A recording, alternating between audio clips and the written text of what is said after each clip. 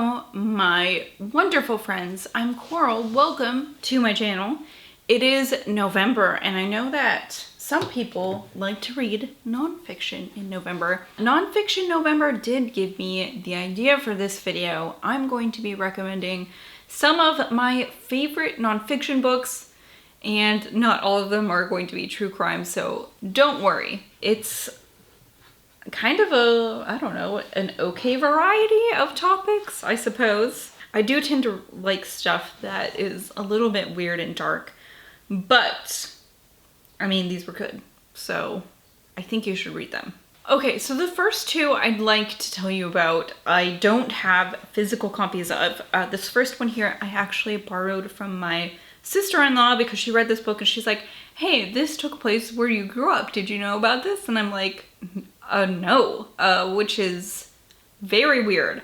This is The Children's Blizzard by David Laskin. And this is the true account of some of the people who were affected during the blizzard, a blizzard in 1988. This went across the Midwest, and it was just such a really terrible series of events that led up to so many people dying, because this wasn't just a normal blizzard. I mean, people in the Midwest know about fucking blizzards, right? But it was a very strange weather event, I suppose, where it was unseasonably warm that day. So there were more people out, this takes place in the 1800s, so there were more people out in the fields, more people going to town running chores, more children went to school than, normal in the winter, and a lot of people were not dressed for a blizzard. And so when this blizzard hit, it was very, very sudden, and people were just lost. People froze to death like yards from their house. The conditions were so terrible, they could not see where they were going, and many people quickly succumbed to hypothermia. So I guess I should include a content warning for that, because the depictions of what hypothermia does to your body is very, very gruesome, and many of the people who were killed in this were children. And that's why they called it the Children's Blizzard. So it is real sad, but really interesting. And the author says that a lot of the research came from the Norwegian History Society, which is apparently in the very small town I grew up in, and I had no idea that we even had one of those. Doesn't surprise me. There are lots of Scandinavian people, but I didn't know.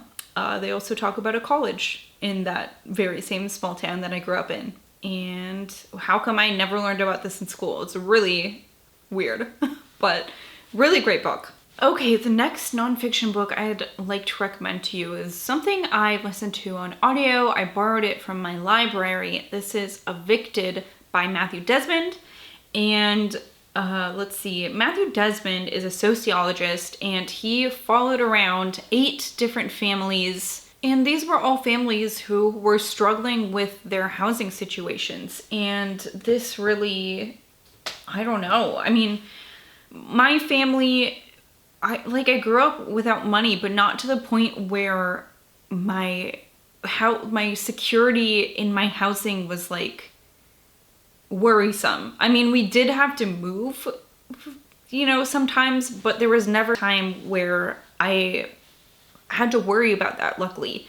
And that is something that these families have to worry about. And eviction is really like a cyclical thing, It's like you start out somewhere, something happens, you can't make the rent, you're evicted. Now this eviction's on your record, and it's even harder for you to find somewhere to live. And not only that, but those places who do accept people with evictions on their renting history jack up the prices. And now it's even harder for them to make rent because, their situation hasn't changed.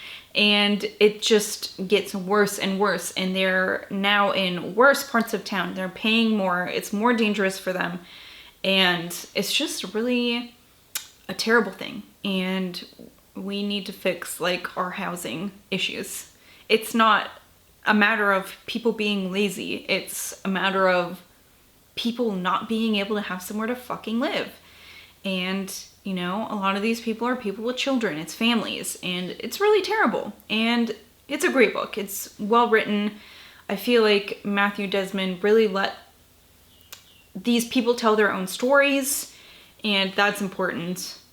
It was a great book. Next, I would like to tell you about Evidence of a Love by John Bloom and Jim Atkinson. And this tells the story of Candy Montgomery and her friend Betty Gore. This story is so twisty. I don't want to give anything away in case anyone's interested in reading this, but this is a true crime story. I believe this happened in the late 80s, possibly? Maybe early 80s. This was published in 1984, I think. So these two women, not necessarily friendly friends, but their children knew each other and they were acquaintances. They went to the same church. So one of the women is having an affair with the other's husband, and then one of them ends up dead. It is such a well-written, really compelling story, very sad. And it really left me wondering, like, is this person really guilty of this crime? I don't know, can't tell you. Glad I was not on that jury. Well, if you like horror, you've probably heard of this. This is Paperbacks from Hell by Grady Hendrix. Grady is one of my favorite authors, and I really would love to read another nonfiction book from him. This is about, I don't know, the history of pulp horror fiction, and it's just visually so beautiful. He breaks it down into like different tropes that we would see, different decades. He focuses really on the 70s and 80s, and a lot of these are from Will Erickson's collection. He is a great follow on social media, Twitter and Instagram. I follow him, and it's just beautiful. It's funny, and it taught me a lot about vintage horror that I don't know, never thought about before. Next book here is also a true crime book, but this is the last true crime, I promise. This is Bully by Jim Schutze. I know I recently talked about this, but I really can't talk about a video of nonfiction recommendations without, you know, talking about this as well. This is one of the, if not the most bizarre true crime cases I've ever heard of. And this is about these kind of like affluent sort of families who have produced these affluent children in Florida, and these kids kind of just run amok. This takes place in, I should probably look that up too, I feel like the late 80s, early 90s possibly. I mean, this book was written in the late 90s. But, I mean, these parents, they just let these kids do whatever the fuck they wanted and kind of funded these crazy, like, drug parties that they were having. And I mean, these aren't like kids smoking weed in a basement. These are like kids snorting coke and doing steroids and things like that. And the dynamic in this is really interesting because it's a group of friends, and really though it focuses on Marty and Bobby. Bobby is kind of an asshole, and he really bullies Marty, and they have a really terrible friendship. It's really toxic and kind of weird, possessive, and Bobby really pushes Marty to do things that he probably wouldn't want to do, allegedly. And a murder takes place, and it involves a lot of people. And it's just really a crazy story. Crazy, crazy story. Okay, my last recommendation here is The Indifferent Stars Above by Daniel James Brown. This is a historical nonfiction. This recounts the events of the Donner Party and, you know, what went on with that. If you have not heard of the Donner Party, it's okay. It's really a very interesting story. This takes place, oh my gosh, 1846. And this was when a lot of people were moving from the eastern United States or the Midwest to the West, to California.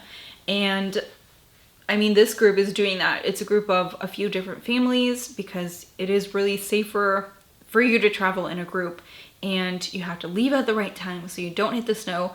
Unfortunately, the Donners and the Graves and the other families with them leave a little bit later than they should, and they end up hitting snow during their travel. It takes a long ass time to ride in a covered wagon over the mountains into, California, and some bad things have to happen and some really terrible choices have to be made, and it's really a tragic story. But I think Daniel James Brown does such a great job helping us get to know these people and really caring about them, because I don't know, I've heard this story before. I didn't know the nitty-gritty details, I don't think, but we learned about this in high school, I think.